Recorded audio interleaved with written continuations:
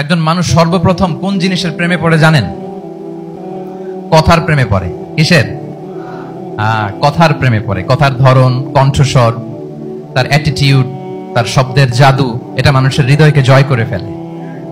আল্লাহ রাসূল সাল্লাল্লাহু আলাইহি ওয়া আলিহি ওয়াসাল্লাম তিনি নিজেও বলেছেন, ওয়া ইন্না মিনাল বায়ানি লা সিহরা, কিছু কিছু বক্তব্যের মধ্যে জাদু আছে। তো রাসূল সাল্লাল্লাহু আলাইহি ওয়াসাল্লামের এই এলোকোয়েন্স ছিল। এলোকোয়েন্স, তিনি বলতেন উতিতু জাওয়ামিউল কালিম, আল্লাহ তাআলা আমাকে সর্বমর্ম বাচন ভঙ্গির অধিকারী করেছেন। মানে উনি যেটা বলতেন এটা ছিল very precise in wording but comprehensive in meaning.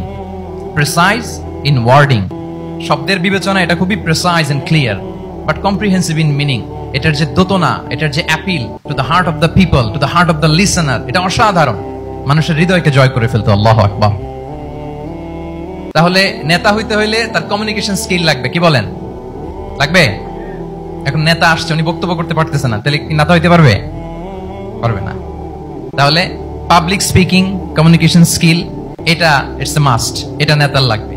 যেমনটি রাসূলুল্লাহ সাল্লাল্লাহু আলাইহি ওয়া আলিহি ওয়াসাল্লামের ছিল। উনি সর্বমর্ম বাচন ভঙ্গির অধিকারী ছিলেন। বলতেন কম, কিন্তু এটার অ্যাপিল ছিল অনেক বেশি, এটার ব্যাখ্যা হয়ে যেত অনেক। রাসূল সাল্লাল্লাহু আলাইহি ওয়াসাল্লামের সবচাইতে বড় ভাষণটি ছিল বিদায় হজের ভাষণ, খুব সম্ভবত। ওই ভাষণের টেক্সটগুলোকে যদি একসাথে করা হয়, আমার মনে হয় 10 মিনিটের বেশি লাগবে না ওই টেক্সটগুলো পড়তে। তার মানে সবচাইতে বড় যে ভাষণ ওনার, ওটা কত ছিল? 10 থেকে 12 মিনিটের ভাষণ ছিল। আমরা তো ঘন্টার পর ঘন্টা বক্তব্য করি, তারপরেও তো আমরা মানুষের মনকে খুশি করতে পারি না। উনি সেই যে 1400 বছর আগে 10 মিনিটের একটা ছোট্ট ভাষণ দিলেন, গোটা বিশ্ব আজও হাবুডুবু খায় ওই ভাষণের ভেতর, ঠিক কিনা বলেন? তাহলে উতিতু জাওয়ামিউল কালিম, আমি সর্বমর্ম বাচন ভঙ্গির অধিকারী। সুবহানাল্লাহ। Very precise and clear. কতটা প্রিসাইজ এন্ড ক্লিয়ার ছিল রাসূল সাল্লাল্লাহু আলাইহি ওয়াসাল্লামের বক্তব্য? আম্মা জান আয়েশা রাদিয়াল্লাহু তাআলা আনহা বলেন, লাউ আদাহুল আদু লা আহসাহু, তিনি যখন বক্তব্য করতেন, কেউ যদি চাইতো যে দেখি কয়টা শব্দ বললেন বক্তব্যে, কয়টা বাক্য বললেন, চাইলে মুহূর্তে গুনে ফেলা যেত সেটা। এত প্রিসাইজ এন্ড ক্লিয়ার বক্তব্য ছিল যে তিনি কয়টা বাক্য ব্যবহার করেছেন, কয়টা শব্দ ইউজ করেছেন এই বক্তব্যে, চাইলে যে কেউ গুনে ফেলতে পারত। এবং তিনি খুবই শুদ্ধ আরবিতে কথা বলতেন, আফসাহুল লিসান ছিলেন। বিশুদ্ধ ভাষায় কথা বলতে পারা এটা অনেক জরুরি। রাসূল সাল্লাল্লাহু আলাইহি ওয়াসাল্লাম অত্যন্ত বিশুদ্ধ আরবিতে কথা বলতেন, এবং বিশুদ্ধ আরবি জানাটা বা বিশুদ্ধ ভাষাটা এত জরুরি যে আল্লাহ তাআলা তার প্রিয় হাবিবকে এই বিশুদ্ধ ভাষা শেখানোর জন্য মায়ের বুকের দুধ খাওয়া থেকে বঞ্চিত রেখেছিলেন। আমি আবারও বলছি, বিশুদ্ধ ভাষাটা এত জরুরি যে আল্লাহ তাআলা তার প্রিয় হাবিবকে মায়ের বুকের দুধ থেকে বঞ্চিত রেখেছেন শুধু বিশুদ্ধ ভাষার জন্য। তিনি তো মায়ের বুকের দুধ খেতে পারেন নাই। হালিমাতু সাদিয়ার সাথে সেই বনু সাদ গোত্রে চলে গিয়েছেন, সেখানে ছিলেন। হালিমাতু সাদিয়া ওনাকে দুধ খাইয়েছেন। এরপরে যখন মরুভূমির চমৎকার পরিবেশে একেবারে বিশুদ্ধ আরবি তিনি শিখেছেন, আবার শিশু মুহাম্মদ সাল্লাল্লাহু আলাইহি ওয়াসাল্লামকে তিনি তার মায়ের কাছে ফিরিয়ে দিয়েছেন। তাহলে চিন্তা করে দেখেন যে বিশুদ্ধ ভাষার জন্য মায়ের বুকের দুধকে স্যাক্রিফাইস করা হয়েছে। আল্লাহু আকবার।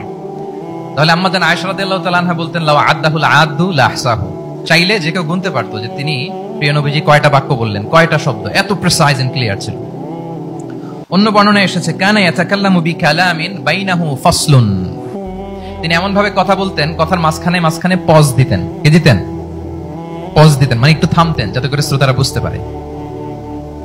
ইয়াতাকাল্লামু বিকালামিন বাইনাহু ফাসলুন, বলতে বলতে মাঝে মাঝে একটা পজ দিতেন যাতে সবাই বুঝতে পারে। ইয়াহফাযুহু মান জালাসা ইলাই, আশেপাশে যারা বসতো তারা সহজে এটা মুখস্থ করে ফেলতে পারতো। পজ দিয়ে দিয়ে, থেমে থেমে, এত চমৎকার করে ওনার প্রেজেন্টেশন ছিল, বক্তব্য মালাগুলো ছিল, ফলে যারা শুনতেছে ইজিলি মুখস্থ করে ফেলতে পারতো। এবং গুরুত্বপূর্ণ কথা তিনি এমফাসাইজ করতেন, 3 বার বলতেন। একবার তিনি বলতেছেন, আত-তাকওয়া হা হুনা হা হুনা হা হুনা ওয়া ইউশিরু ইলা সাদরিহি 3 মাররাত। তাকওয়াকে তিনি এখানে রেফার করেছেন। আমরা তো মনে করি তাকওয়া সব ঢুকে গেছে এখানে, তাকওয়া ঢুকে গেছে টুপিতে, তাকওয়া ঢুকে গেছে জামাতে, এগুলো তাকওয়ার একটা নমুনা। কিন্তু আল্লাহ রাসূল সাল্লাল্লাহু আলাইহি ওয়াসাল্লাম বলেছেন তাকওয়া এখানে এখানে এখানে, এভাবে 3 বার তিনি ইঙ্গিত করেছেন।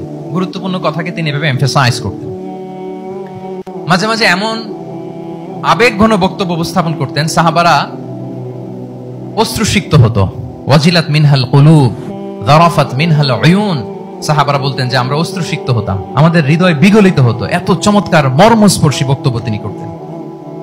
এটা প্রেক্ষাপটের আলোকে। আবার যুদ্ধের ময়দানে যখন কমান্ড করতেন, তখন আলা সওতু, ওয়াশতাদ্দা গদাবু, তিনি রেগে যেতেন, উঁচু কণ্ঠে তিনি কথা বলতেন, মনে হচ্ছে একজন সেনাবাহিনীর কমান্ডার তার ব্যাটালিয়নকে কমান্ড করছেন। আল্লাহু আকবার। তাহলে বক্তব্যের যত দিক হতে পারে, স্লো মোশনে, খুব তেজস্বী বক্তব্য, খুব জ্বালাময়ী বক্তব্য, আবার মর্মস্পর্শী বক্তব্য, সব ধরনের বক্তব্য তিনি করতেন। সুবহানাল্লাহ। তাহলে এলোকোয়েন্স, 2 নাম্বার হচ্ছে এলোকোয়েন্স। কম্পিটেন্সের খুব গুরুত্বপূর্ণ একটা অংশ হচ্ছে এলোকোয়েন্স, বাগ্মিতা। এটা একজন নেতার থাকা চাই। কি বলেন? একজন নেতার এরকম বক্তব্য দিতে জানতে হবে না? আল্লাহ রাসূল সাল্লাল্লাহু আলাইহি ওয়া আলিহি ওয়াসাল্লাম তিনি ঠিক এইভাবে বক্তব্য করতেন। মাঝে মাঝে তিনি ইমোশনাল ইন্টেলিজেন্স ইউজ করতেন, মানে আবেগ অনুভূতিকে নাড়িয়ে দিয়ে শ্রোতাকে প্রভাবিত করে ফেলা। স্পিরিচুয়াল ইন্টেলিজেন্স বা ইমোশনাল ইন্টেলিজেন্স তিনি বক্তব্যের মধ্যে ব্যবহার করতেন। এমন ভাবে তিনি নসিহত করতেন, এমন ভাবে কথা বলতেন, মানুষের আবেগ অনুভূতিকে তিনি নাড়িয়ে দিতেন। আল্লাহু আকবার। ছোট্ট একটা উদাহরণ এখানে আমি হাজির করি। আপনারা হুনাইনের যুদ্ধের কথা নিশ্চয়ই শুনেছেন। কত হিজরিতে হয়েছিল?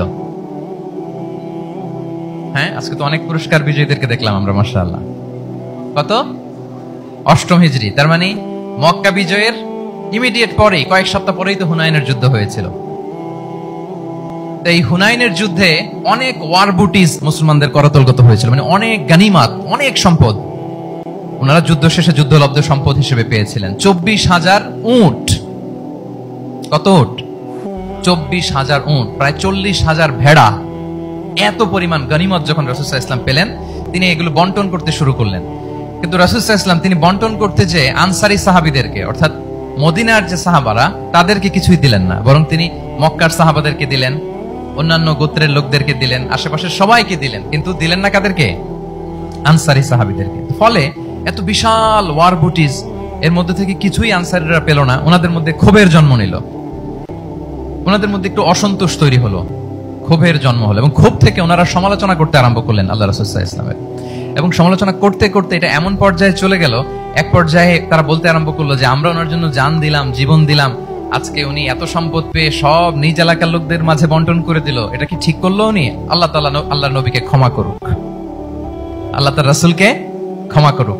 মানে কেমন যেন রাসূল একটা ভুল করে ফেলছেন, রাসূল সাল্লাল্লাহু আলাইহি ওয়াসাল্লাম ওনাদেরকে দিতে বাধ্য ছিলেন, এটা যেহেতু দেন নাই, আল্লাহ তার রাসূলকে ক্ষমা করুক, এরকম একটা কথা তারা বলে ফেলতেন। তো এটা তো অনেক বড় কথা। আল্লাহ রাসূল সাল্লাল্লাহু আলাইহি ওয়া আলিহি ওয়াসাল্লাম যখন এই কথা শুনলেন, তখন তিনি আনসারী সাহাবীদেরকে জড়ো করে, এটা গেট টুগেদার করে, এমন ইমোশনালি ওনাদেরকে কাবু করলেন, ইমোশনাল ইন্টেলিজেন্স ইউজ করলেন। এখানে তারা এসেছিল ক্ষোভ নিয়ে, অসন্তোষ নিয়ে, পরে সবাই কান্না করে রাসূল সাল্লাল্লাহু আলাইহি ওয়াসাল্লামের কাছে ক্ষমা চেয়ে সেই মজলিস থেকে উঠতে বাধ্য হয়েছে।